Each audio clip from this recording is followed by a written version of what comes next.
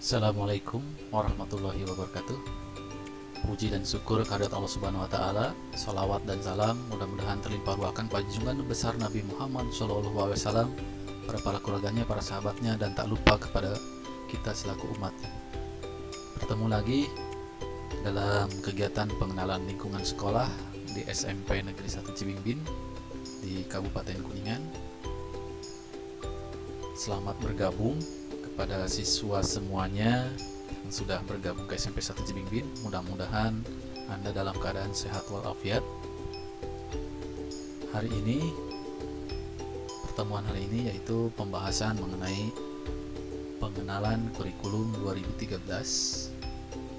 Adalah kurikulum yang berlaku dalam sistem pendidikan Indonesia. Kurikulum ini merupakan kurikulum tetap yang diterapkan oleh pemerintah untuk menggantikan kurikulum 2006 yang disebut kurikulum tingkat satuan pendidikan yang telah berlaku selama kurang lebih 6 tahun. Adapun aspek yang dipelajari, aspek penilaian yang penting adalah aspek sikap dan perilaku. Nilainya adalah 60%. Apabila salah seorang siswa melakukan sikap buruk, maka dianggap seluruh nilainya kurang. Ada 4 aspek penilaian dalam kurikulum 2013, yaitu keterampilan, pengetahuan, sosial, dan spiritual. Tentu saja waktu di SD itu mata pelajaran SD dan madrasah ibtidaiyah di tingkat sekolah dasar pada kurikulum 2013 disajikan menggunakan pendekatan tematik integratif. Mata pelajaran yang kemudian disebut muatan pelajaran di dalamnya terdiri dari pendidikan agama dan budi pekerti, pendidikan Pancasila dan kewarganegaraan, matematika, bahasa Indonesia, ilmu pengetahuan alam, ilmu pengetahuan sosial, seni budaya dan prakarya, pendidikan jasmani dan kesehatan, serta bahasa daerah. Semuanya dipadukan dalam satu buku yang dinamakan buku tematik, kecuali mata pelajaran pendidikan agama dan budi pekerti dan mata pelajaran bahasa Indonesia, bahasa daerah. Sedangkan struktur kurikulum SMP dibagi menjadi 2 kelompok. Kelompok A antara lain pendidikan agama dan budi pekerti, alokasi waktunya 3 jam pelajaran, baik kelas 7, kelas 8, ataupun kelas 9.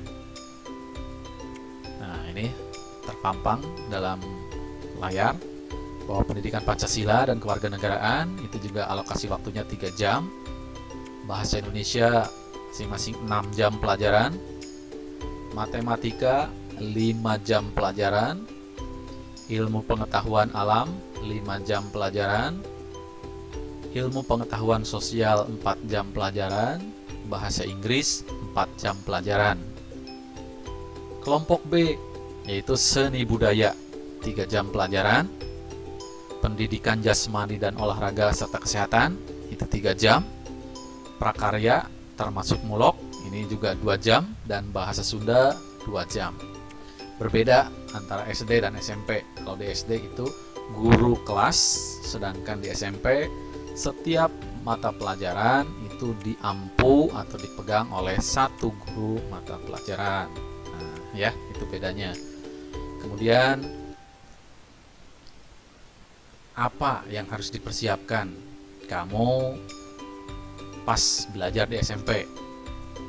Bisa diselenggarakan dengan tatap muka ataupun bisa daring yang mesti diikuti. Ya. Kemudian mengikuti pengembangan diri melalui kegiatan bimbingan karir yang tentu saja dibimbing oleh guru BK, mengikuti kegiatan literasi, serta ikut ekstrakurikuler yang ada di sekolah. Ekstrakurikuler apa saja itu sudah disampaikan pemateri sebelumnya.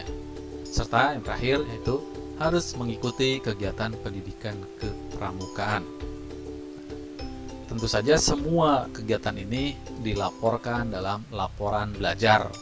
Nah, penilaiannya untuk uji kompetensi pengetahuan dan kompetensi keterampilan itu 75, dan tentu saja menggunakan huruf dan angka dengan skala 10 itu nilainya D, sampai 100 itu nilainya A. Nah, jika nilai pengetahuan ataupun keterampilan tidak memenuhi atau tidak mencapai KKM, maka mesti diadakan remedial atau perbaikan. Nah, remedial ini diperlukan jika belum mencapai KKM. Ya, mudah-mudahan kamu mendapatkan nilai lebih dari KKM. Ya.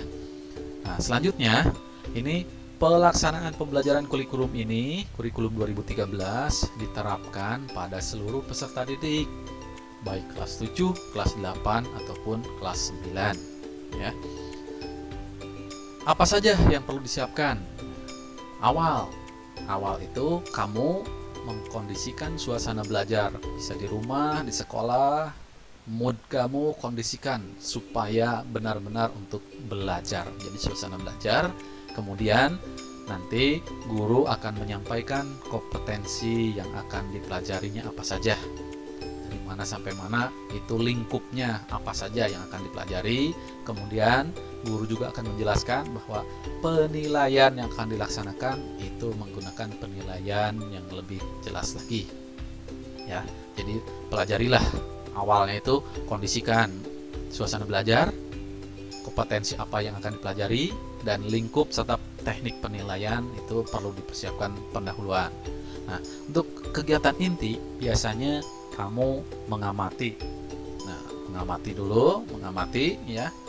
Kemudian kalau ada hal yang kurang jelas bisa ditanyakan atau bertanya ke sumber, ke buku dengan cara membaca. Oh ini, akhirnya kan pertanyaan kita kurang jelas itu bisa dijawab oleh buku, sumber-sumber lain.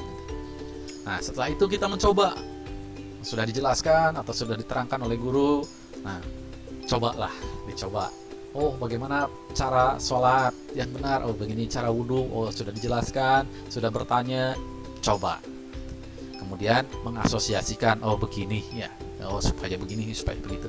Nah, setelah itu komunikasikan, menyampaikan pendapat itu. Oh begini ternyata. Nah, itu kalau sudah paham, segala sesuatu kalau sudah paham bisa disampaikan. Nah, seperti kita berbicara dengan yang lain, kalau materi kita sudah paham, menyampaikan ke orang lain juga pasti mudah sekali.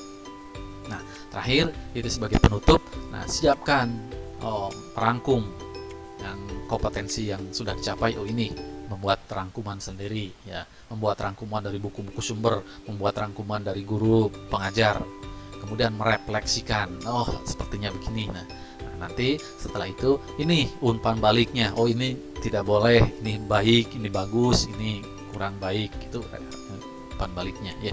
Itu sebagai penutupnya.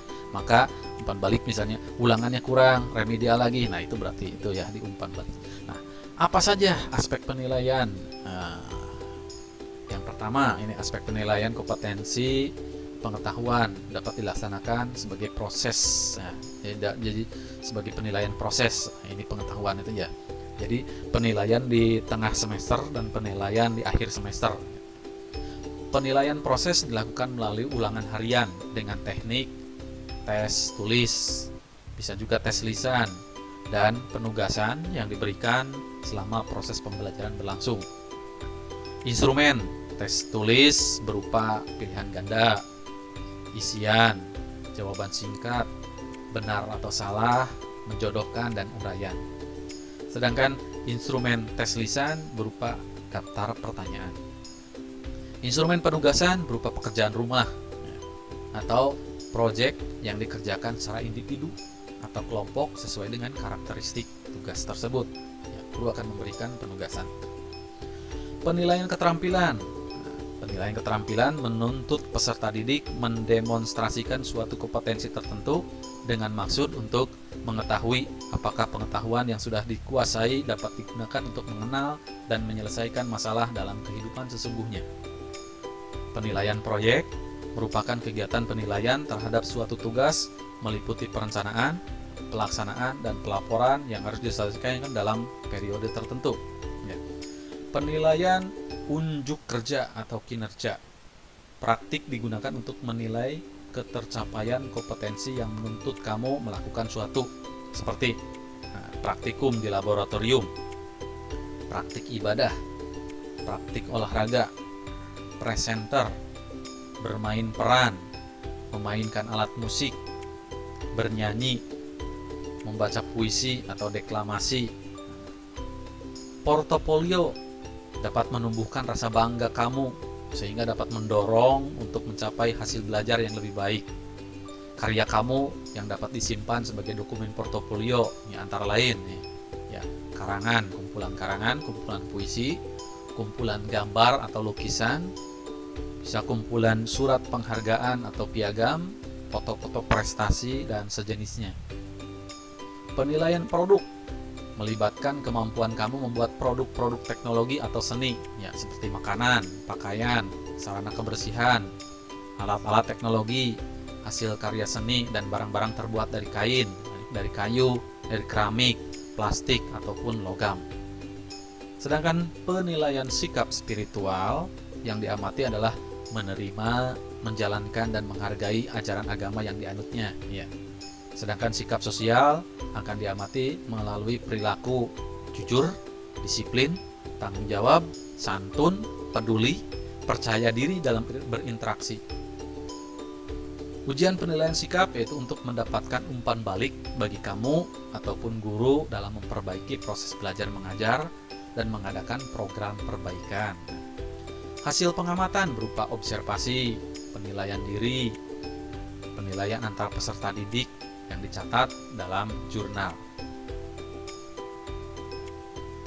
Anda bisa naik kelas sebagai syarat ya, kenaikan kelas harus tahu dulu faktor apa saja yang bisa menjadi penentu siswa naik kelas atau lulus sekolah. Secara umum, penentu kenaikan kelas dan kelulusan sekolah bagi siswa SMP yaitu satu, menyelesaikan seluruh program pembelajaran. Kamu harus mengikuti dan menyelesaikan program pembelajaran yang diterapkan selama pandemi untuk bisa naik kelas. Hal ini dibuktikan melalui nilai rapot dan absensi kamu pada tiap semester. Yang kedua, tidak memperoleh nilai aspek kurang dari KKM lebih dari 2 mata pelajaran. Jadi tidak memperoleh nilai aspek lebih kecil atau sama dengan KKM, atau tidak menuntaskan indikator KD dan KI ya, dengan nilai rata-rata akumulatif lebih dari 2 mata pelajaran atau kurang dari nilai-nilai rata-rata KKM ya, kriteria ketuntasan minimal. Yang ketiga, memiliki deskripsi sikap baik. Yang keempat, nilai ekstrakurikuler pendidikan kepramukaan minimal baik. Dan terakhir, kamu harus mengikuti ujian yang diselenggarakan oleh sekolah. Berbagai ujian yang diselenggarakan sekolah biasanya menjadi penentu utama kenaikan kelas.